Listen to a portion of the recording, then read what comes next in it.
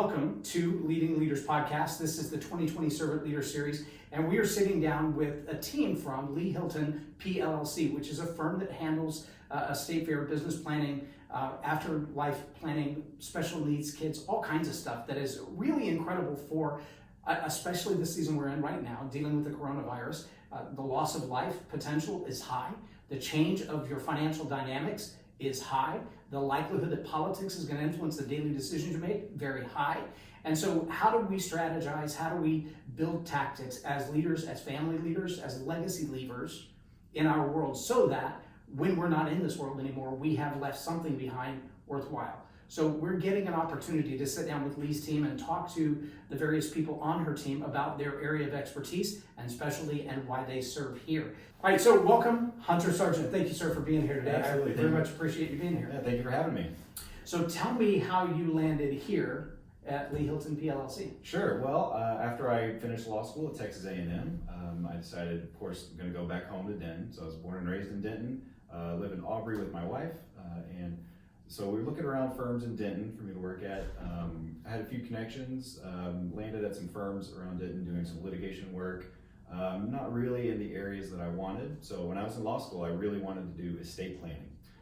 There are not many firms that do only estate planning, so I had to put my other skills to use, so litigation, negotiating, that sort of thing.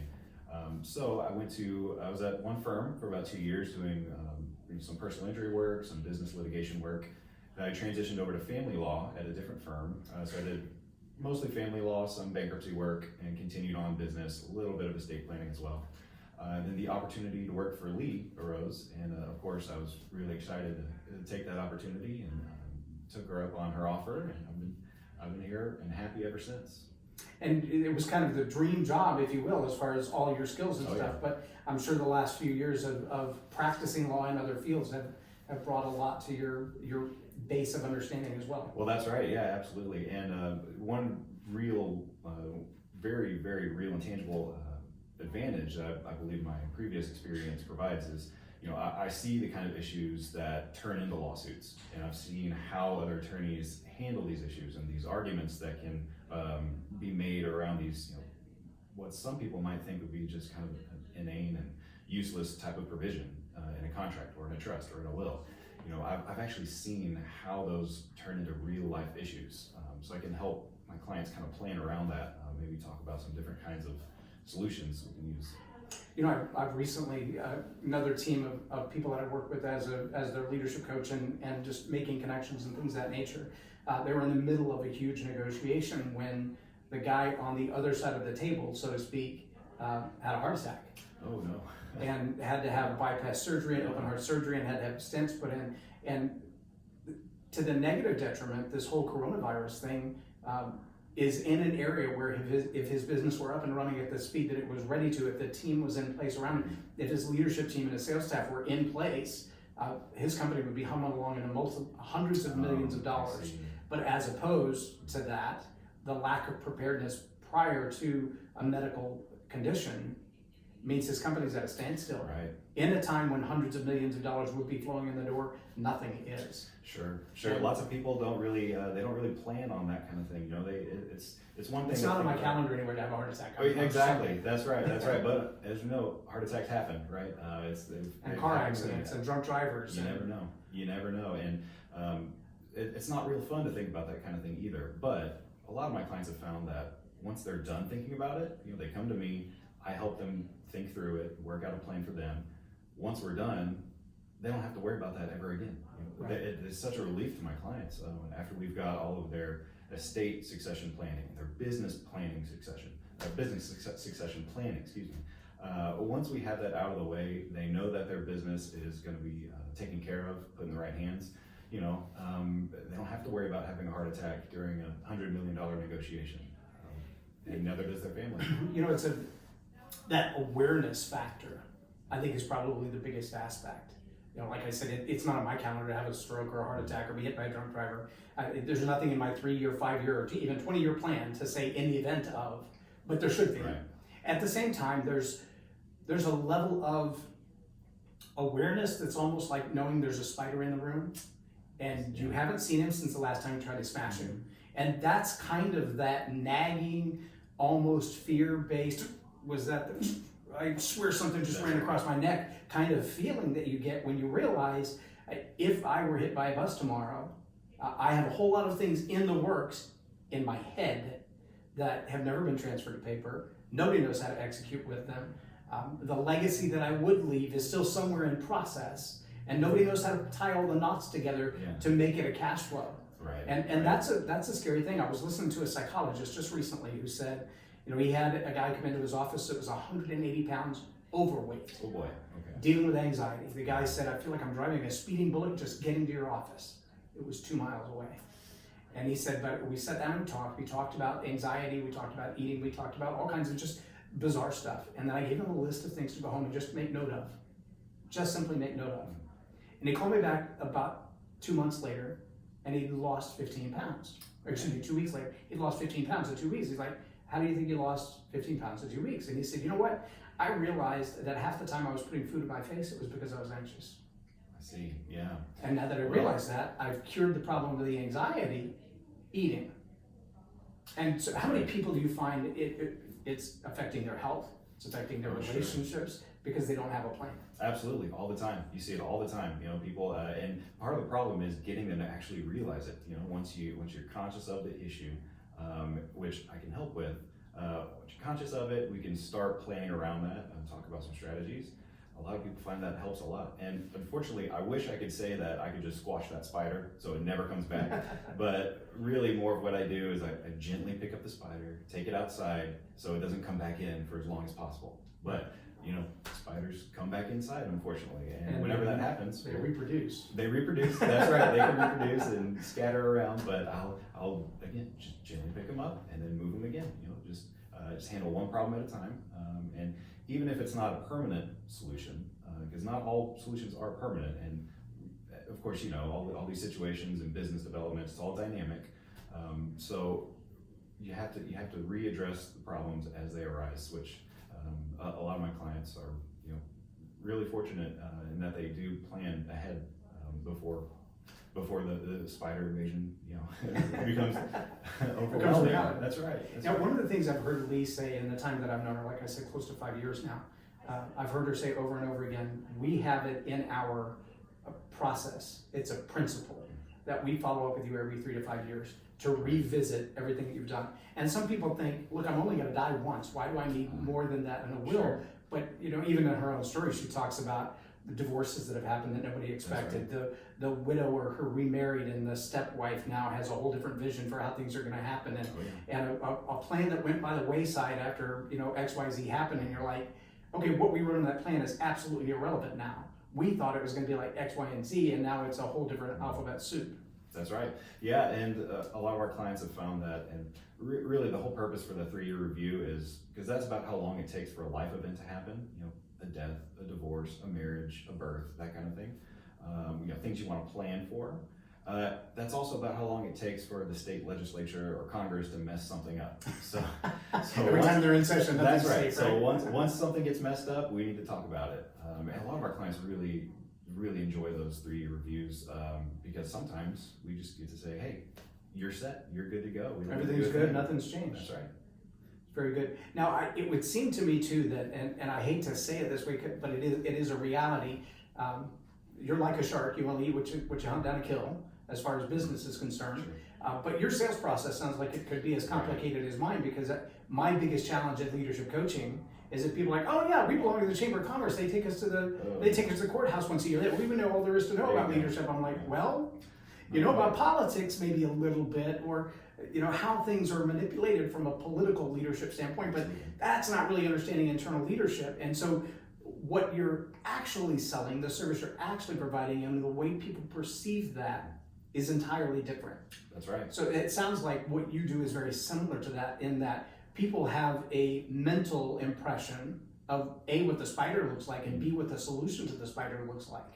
And how do you cope with it? So how do you overcome those moments of just sheer unawareness from ignorance by its purest definition? I mean, they just don't know what they don't know. Right. Well, really, the easiest way to do that is just educate them, as shortly, concisely, accurately as possible.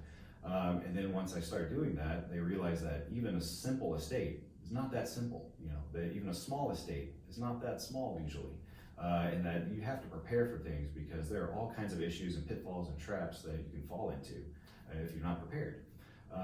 Fortunately, we don't have the problem that most lawyers have, so most lawyers make their money off of their clients' misery. Okay, so we don't do that. Most of my clients are generally pretty happy. They're open to hearing what I have to say. There's almost never any kind of adversarial issues going on, so that helps me really. It helps the communication process, so it goes so much smoother. Your relationship with them is Absolutely. an entirely different mode. Absolutely, and we don't. So our estate planning, it's flat fee. We don't work on a retainer, except for really special circumstances. So we don't.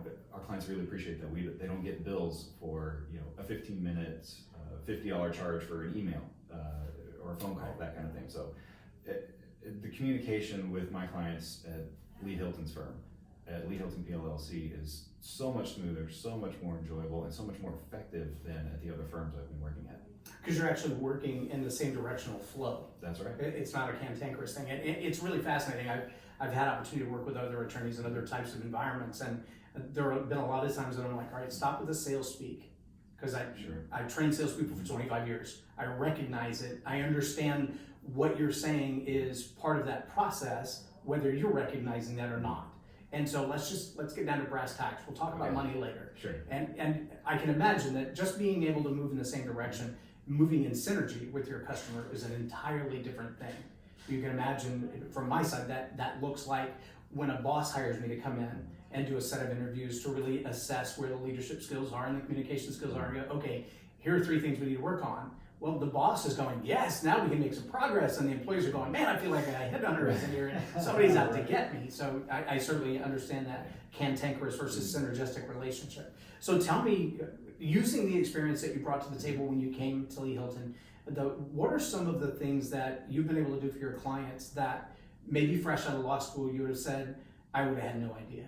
Right. Well, first of all, the wealth management part of it. So at law school, you learn the law, you learn how to apply facts to certain scenarios. You don't really learn about how retirement accounts are handled. You don't really learn about how businesses, the nitty gritty of how business transactions occur. So that experience, throughout my career has been extremely valuable for my work that I do with Lee Hilton. So, and it also helps that I've seen the realities of divorces and families that are in a crisis, essentially, and being able to help people plan for that, to make that part of it as smooth as possible. That can also be pretty helpful. And a lot of my clients are actually, they might not be going through a divorce, but their children might be, or their grandchildren might be. So I try as hard as I can not to turn that into some kind of family law consult, but I can help guide them through the process a little bit, explain what's going on a little bit better, maybe ease their minds a little bit about what's happening with their children or with their grandchildren, that kind of thing. And when I had a chance to speak with Cassidy earlier, one of the things that really brings her level of specialty to what she does here at Lee Hilton is the experience of having grown up in a family with special needs and being a primary caregiver and living a life that way. So now focusing on that, she has an understanding and a mindset of parents who are dealing with that. Dealing with family law also means you've seen both the ugly side and the brilliant side of humanity in some of those cases, because there are things that even a family that's falling apart still has the grace and the humanity and the compassion and the empathy enough to go, okay, that's a human. But the law says, if you can do this, and you can do this, and you can do, then you ought to do that. And you're like, well, that's not what I want to do. I'm not looking to cut off all their limbs. I mean, I just want one toe. Sure. And yet the law kind of pushes you in that way, because you either do it or you get nothing. You either take everything or you get nothing. It's that art of negotiation. I'm gonna fight you for the planet and then take an island. Right. And the sad thing is the animosity and the heartache and the permanent relational damage that's done in that vicious fight Right. that shouldn't be required. That's right. Yeah, and that's actually you've pretty much boiled down in a nutshell why I'm not doing family law anymore. It's not really a fun process for me. So it works great for some people. It's very lucrative for some people. It is. Yeah. I tend to put my my mental well-being above that kind of thing. But It is one of the highest suicide rates too, isn't it? Family law Absolutely. and divorce attorneys, right up there with psychologists and dentists. That's right, and lawyer victims, victims of crimes happens with family lawyers more than any other practice area. Why does that not surprise me? Yeah, That's kind of scary. it's Okay, so unfortunate, let me shift gears on that a little Sure. bit because I'm formulating this in my head as I'm saying it. It seems to me that generally speaking, and this is a broad generalization, it's not your typical workaday person, somebody who spent 45 years of their life as a W-2 employee, never had anything more than their 401k and their pension, that's leaving an estate to be managed. It's generally the employee who's been a scrapper of his own company Right. all of his life, whether he's a 1099 of his own company or a W-2 of his own company or the CEO and everything of his own company or a chief bottle washer. Sure. At the end of the day, their ability to build and gain and in some ways preserve wealth has to do with the fact that they've been the ones daily grinding at it every day. That's right. Whether they've got employees or not. They're the farmers, the ranchers, the small businessmen, the entrepreneurs, the thinkers. When you put that mindset together with, I've always been self-sufficient, I've always figured it out, I've always been able to do this on my own, now I've got some money, I trust that I've raised my kids well, and I expect them to be able to figure it out on their own and do this, et cetera, et cetera. There's probably a little bit of intentional, conscious ego Sure. that you're dealing with Absolutely. in that aspect as well. You're right. The real challenge with somebody like that is you are essentially fighting their urge to do everything themselves because for their lifetime, they've been doing things themselves and they've been turning out pretty well for the most part of their standards. So really the way around that is I just educate them. I tell them, look, this is what could happen. If you don't grow your business under the right structure, this is what could happen. If you don't sell your business under the right structure, under the right terms, this is what could happen. And most of the time, my business clients will say, oh, I never thought of that. And Right. well, that's what I'm here for. That's why you're coming here talking to me. I can talk about things that you've never even thought of, issues that you wouldn't ever imagine would ever come into reality. I've probably dealt with it before.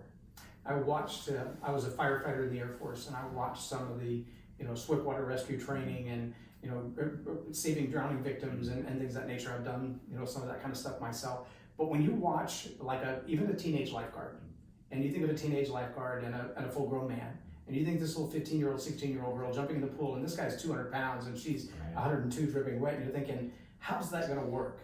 And the truth is, if he fights her and tries to swim on his own, he's gonna drown them both.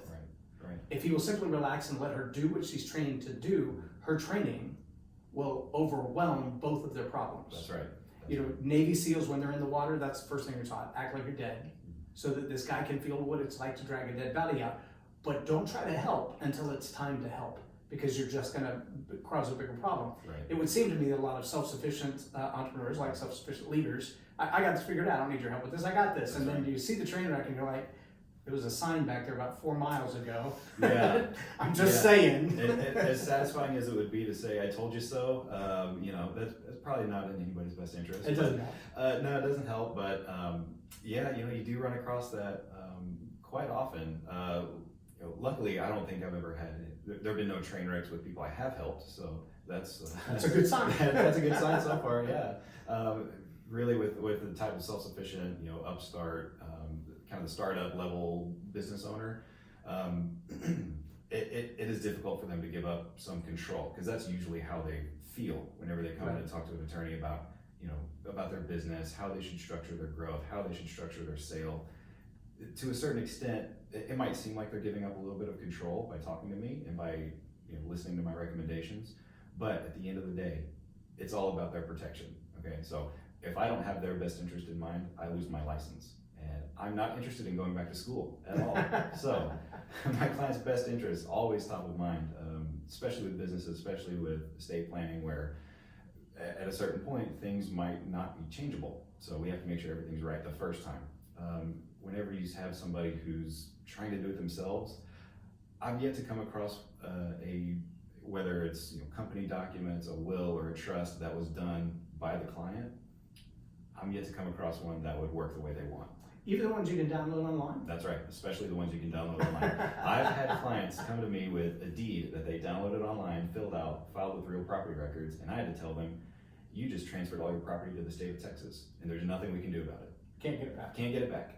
Wow. Can't get it back. And do you think there are predators out there who capitalize on people's ignorance and gullibility to take advantage of things like that? There's no question. Yeah, I'm sorry to say it because it can be relatively simple. There are no laws against having a company seal that looks like the state of Texas seal. You can have a very official looking envelope, a very official looking letterhead that somebody without knowledge of the law, without knowledge of their rights, would absolutely reasonably they would reasonably rely on whatever's in that letter. So this is not a bill. it's not This a bill. is not an That's right. invoice, You do- but you do pay not- it anyway. That's right. You do not have to pay the county to get a copy of your deed. There's like a $3 charge sometimes. So these companies want to. And that's only if you ask That's them to right. mail it. If you're That's standing right. there, they'll probably just copy it and hand it to you. Yeah, or you can get it for free online. Yeah. Absolutely, yeah. But yeah, unfortunately, we do see a lot of people who've been victims of those kind of predatory individuals and companies out there. So tell me just a story, if you don't mind, anonymously, obviously, of someone where you kind of saw all of the writing on the wall in the first interview, and you're like, okay, if I can get them to understand that I'm on their side and I want to win them over, then we can protect this. Sure. Give me kind of what that scenario would look like and what the worst case scenario would have been had you not been able to step in. Yeah, well, I am really sorry to say I have seen it several times with businesses in particular. You have one individual who's really excited, really knowledgeable about the area of business, and then you have somebody with the money who's willing to back the entrepreneur. Right. So they come to me, they say, we want to form a business. We want to form a company to do this very specialized work. I say, okay, well, how's the ownership going to be structured? Money guy's going to control everything, and entrepreneur is going to do all the work. I said, well, that doesn't sound like co-owners to me. That sounds like employer-employee to me. Oh no, they say, oh no, we're co-owners.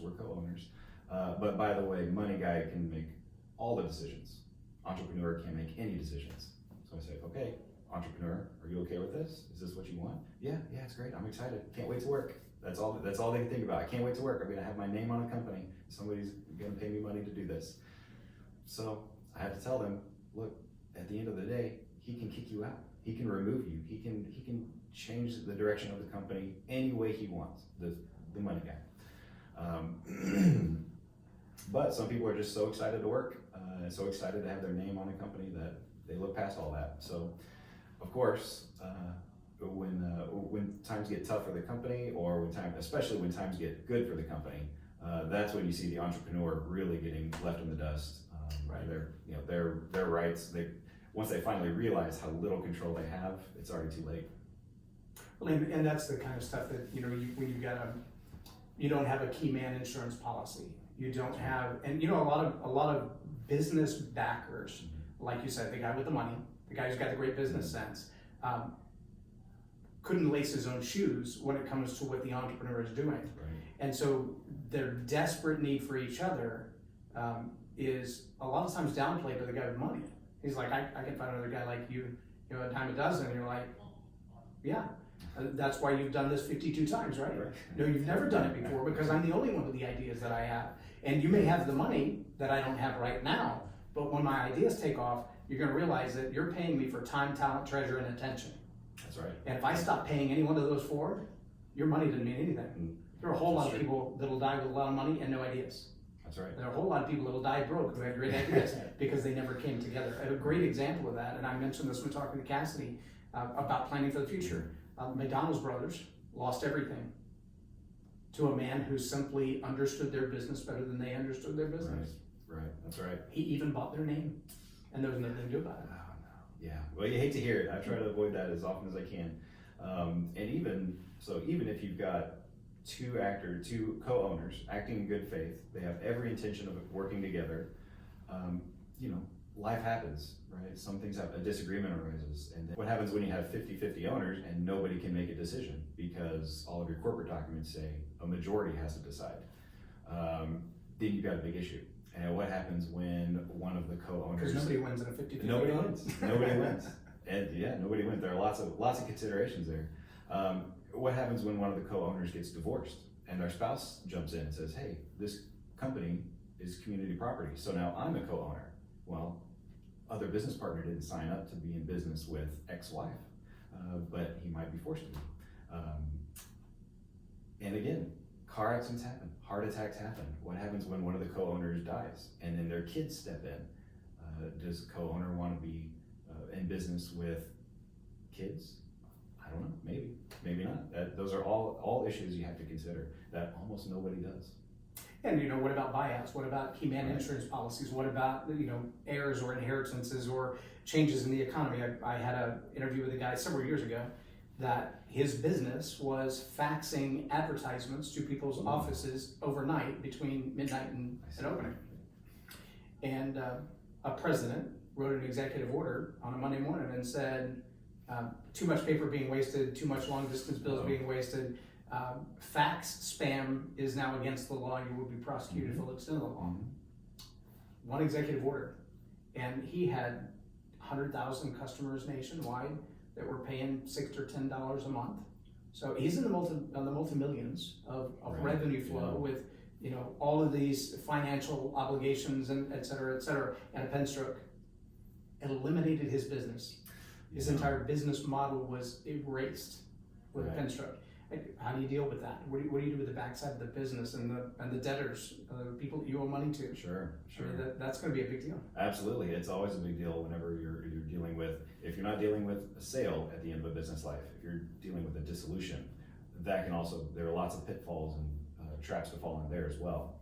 And it really, anytime you have any kind of cash flow slowdown, like with a pandemic, Yes. or any kind of virus or any kind of mass shutdown of your business, unless you've really prepared or unless you're capable of taking on cash flow from another source, like taking on more debt, that sort of thing. If you're not prepared for that, it could cause real issues, and you could potentially lose all those protections that you get from your corporations that you've worked so hard to maintain. So you need to talk to somebody about that. Yeah, and I mean, so you just have to. we're in the life cycle of a business, of an entrepreneur who has an idea. I had a young man call me just the other day. He said, in light of the pandemic, there used to be a lot of this type of business going on, and it's not going to be possible for a while. So what if we do it like this? And I said, I think it's a great idea. You should go with that. And he's like, well, I'm not a communicator. I don't want to be in the public. I don't want to be out there talking to people, but I'd like you to do that part. And the first thing that goes through my mind is who's putting up the money?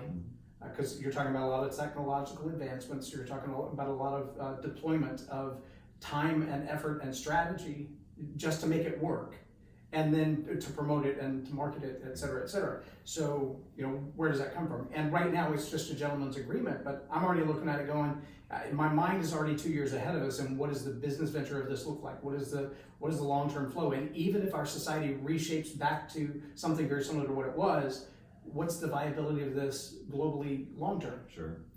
And Yeah, so that's one of the 3 key steps in any kind of business life cycle. So that's the startup phase, right? So that's whenever the idea pops up and it looks like it might become a reality, or even if you're even exploring to become a reality, that's all part of the startup phase that has to be set up correctly to deal with the heart attacks, the car crashes, the divorces, the pandemics.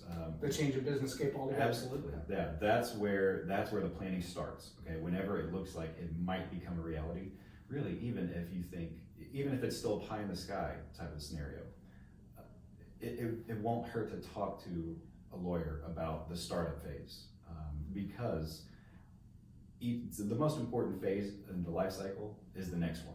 Okay, so if you don't even have a business yet, the next phase, the startup phase, it's the most important phase at that time. Okay. If you don't set it up right, you could lose out on a lot. If you go it alone, you could be setting yourself up for failure, or even worse, setting yourself up for liability. Talk for a minute about liability. What do you mean by Sure. that? So if your corporation isn't formed correctly or operated correctly, then you might lose all those corporate protections that you get under the Texas law. So if you don't maintain your business, if your company agreement doesn't say what it needs to say to give you all the protections of Texas law, then you might be personally liable for all of these business debts out there. which is the complete opposite of what corporations are for, right? We form Right. corporations to protect ourselves personally from any of the business debts, any of the business liabilities. So And that's why you have umbrella That's right. policies and general insurance That's right. liabilities and things of that nature, so that all that stays in that one bucket, so to speak. sure, and umbrella policies are a great supplement to the corporate protections that you get under the law. And there's certainly some financial professionals that we work closely with that can help out with those insurance products as well. Your first line of defense is always going to be the corporate protections under the law. So we have an S corp for our business. We have liability insurance for that business. We have professional insurance for that business to what extent it can be for what we do. And then we also have a family umbrella policy Great. that is for our family to in the case that those have to be separated or someone tries to extend it. But we recently had a friend who had a vehicular accident. He wasn't even driving his company truck, someone else was. No. Yeah. And so the insurance companies paid it all out, they were all good, and then the individual went and got an attorney for injury lawyer, and they're suing for almost 25 times what they've I see. already received. I see. Okay. And his first reaction was just sheer panic. Sure. Fortunately, he has an attorney on retainer, and they went to him and said, here's what we're doing. He's like, in the end, it's not going to be anything out of your pocket. You did anything right. But there's going to be a bigger payout by your insurance company. They're not going to be happy about that, but that's why you pay them. That's right. That's right. Yeah. Yeah. So the insurance company made that bargain. Now it's up to you to make them honor that bargain. So the umbrella policies that I almost always recommend to people, they cover any kind of liabilities that are not covered by your other insurances or anything like that. So if you've got a liability that solely belongs to the business, like a company car crash, that sort of thing, ideally only the company would be liable for that liability. Right. They only be liable for that injury. If for any reason you had any kind of personal liability, then that's where the umbrella policy steps in, protects you from those creditors, that sort of thing. But under the law, so the law gives you automatic protections as a corporation that it can be silly not to realize. Sole proprietorship doesn't have that kind of protection. Not at all, unfortunately. A lot of Because people all those think- assets are seen as one. Yeah, right. So a lot of people think that their sole proprietorship is going to give them some kind of protection because their checks don't say, Hunter Sargent, Right. or their checks will say Expert Solutions, something like that. They'll have the company name, but at the end of the day, the law says unless you follow these corporate requirements, you don't have any protection whatsoever from your debts. So people with DBAs, sole proprietorships, they're not going to get any kind of extra protection. So they won't get any protection under the law for corporate liabilities. Wow, that's huge. It's huge, especially since sole proprietorships are by far the most common type of business. Especially for entrepreneurs. I mean, people, and it really is, it's kind of funny because I spent years in marketing and advertising, been in media pretty much since I got out of the Air Force. And the number of people who started business to, make widgets, to build kitchen cabinets, to do plumbing, to do interior design, whatever it is, they love that industry. They love that business.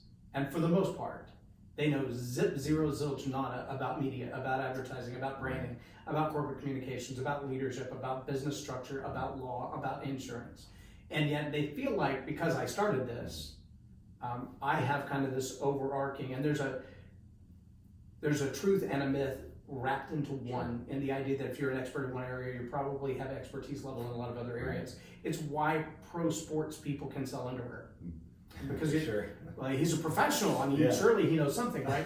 And there's a strange dichotomy in the human mind that generally doesn't let us be experts in a lot of things. I have 2 or 3 friends who have, one is, he isn't a practicing attorney with a doctorate in law. He's also a practicing medical doctor. Wow. He's also a chiropractor. He also is a filmmaker and an actor with Hollywood credentials at IMDb. And so when people meet him and they talk to him, he's a very humble guy, very quiet guy. You would have no idea. But he's a board certified attorney.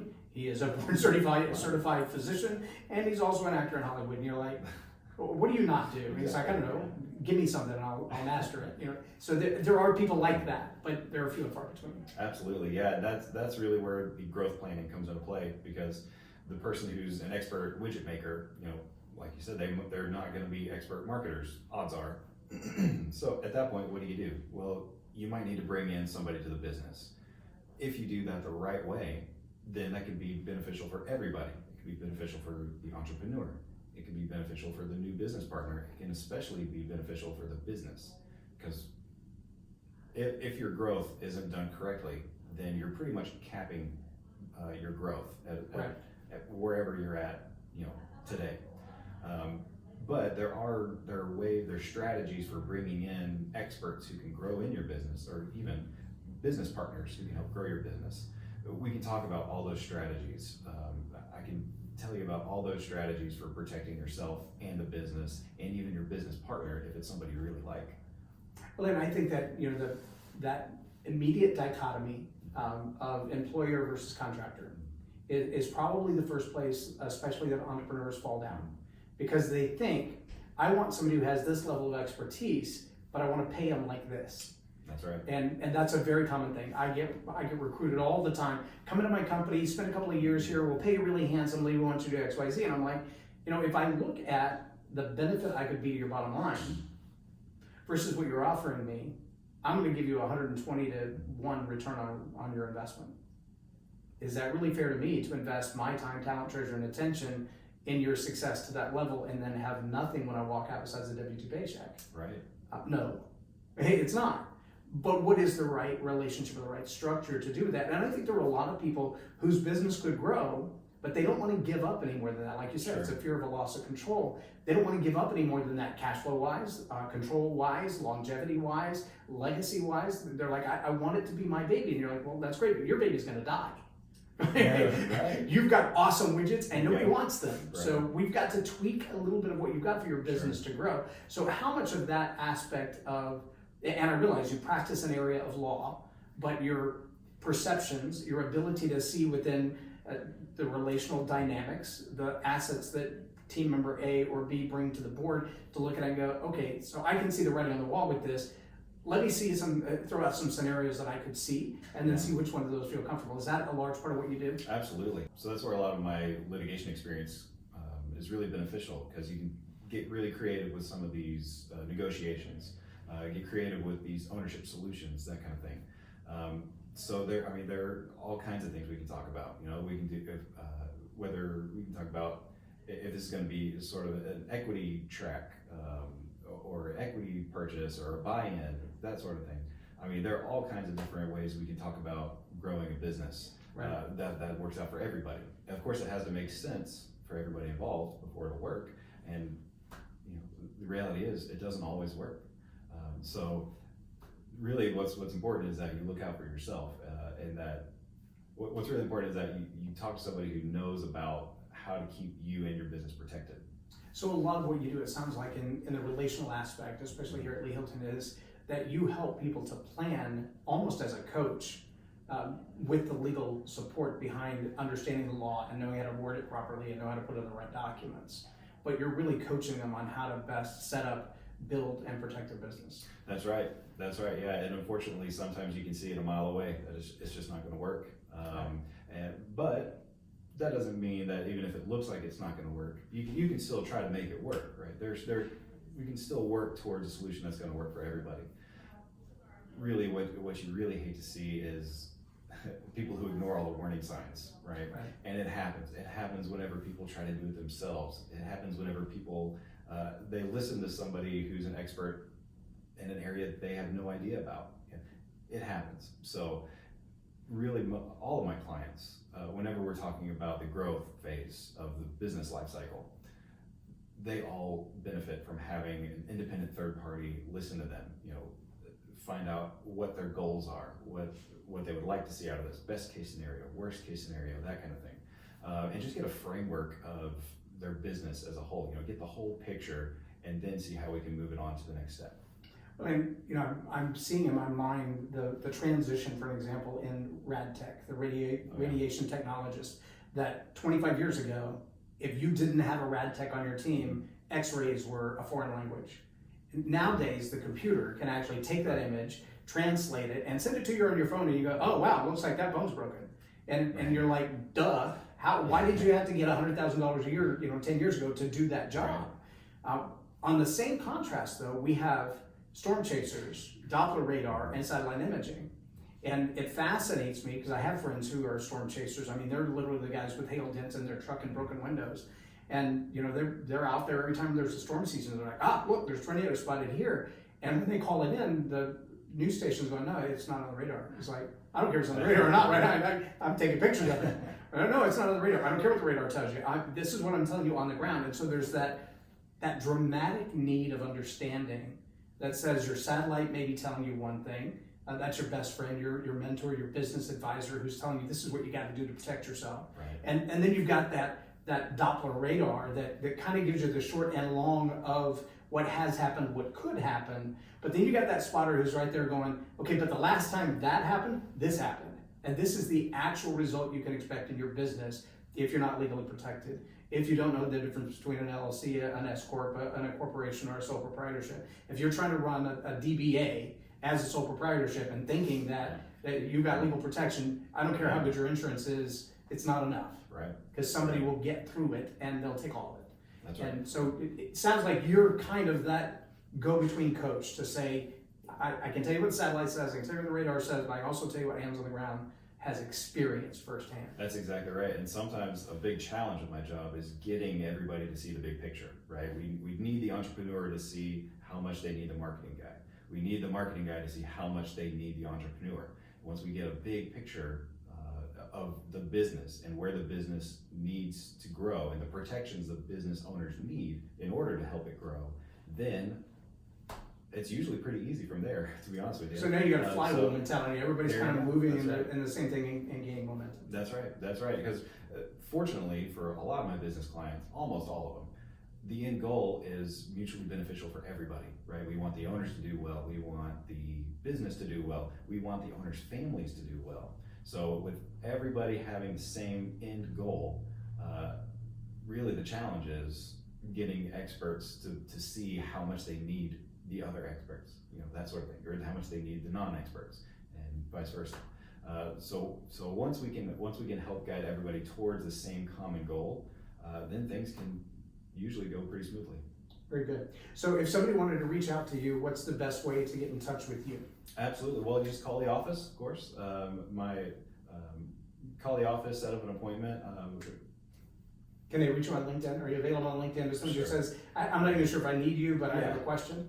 Yeah, absolutely. Yeah, I'm on LinkedIn as well. You just search my name. I might be the only hunter sergeant out there, to be honest. I haven't checked, to be honest with you. Okay. So LinkedIn, social media, that sort of thing. And are you active on Twitter? I'm not actually. I have a Twitter, so you can always try, but I don't know. I And how about Facebook? I'm on Facebook. Okay. Yeah, you can reach out to me on So Facebook. you can actually on Facebook or LinkedIn, either one? Facebook, LinkedIn, through the office, any Okay. one of those. Excellent. Any last words you want to share with someone who's thinking, I've got a business idea, I don't even know if I need to actually form a business or just go sell these things? Okay, so if you're thinking about starting a business or you've got a business idea, maybe you have somebody else you might want to go into business with, it's really going to benefit you and your business and your family to come talk to me. We can get a good picture of what you need to be successful throughout the 3 stages of business life: startup, growth, sale. Each step is as important as the last. You have to get them all right in order to be successful. So I strongly encourage you, come talk to me, come talk to an attorney, business planning expert, and we can get you set up. Excellent. Hunter, I appreciate your time. Thanks for being Absolutely. here. Thank you. Thank you again for watching the Leading Leaders podcast, and especially the 2020 Servant Leader Series. I really want you to reach out to Hunter, and even if it's just on LinkedIn, send him a thank you and connect. If you are thinking about running a business, and if you're a leader, the odds are it's in your heart, it's in your blood, you can't really get around it. But make sure that you're set up right to do that. And remember this, it's not just about you. It's not about how much money you make between now and the time that you die. It may be about how well your great-grandkids are cared for. Do they have a legacy? Can you imagine the Apple family losing everything Steve Jobs worked for because they didn't have the right clause in place to protect them? Can you imagine being a great-grandchild of the Ford family and having nothing because it wasn't written down properly? Now, I'd be willing to bet when Steve Jobs first said, hey, I think I'll do this, he had no idea how many generations of people would live in prosperity as a result of that. If you're not making plans for that now, you're not making plans at all. So I want to challenge you as leaders to be involved in that process from the beginning so that in the end, it works out well. I'm Jay Loren Norris with Leading Leaders Podcast, and I thank you for being here. Have a blessed day.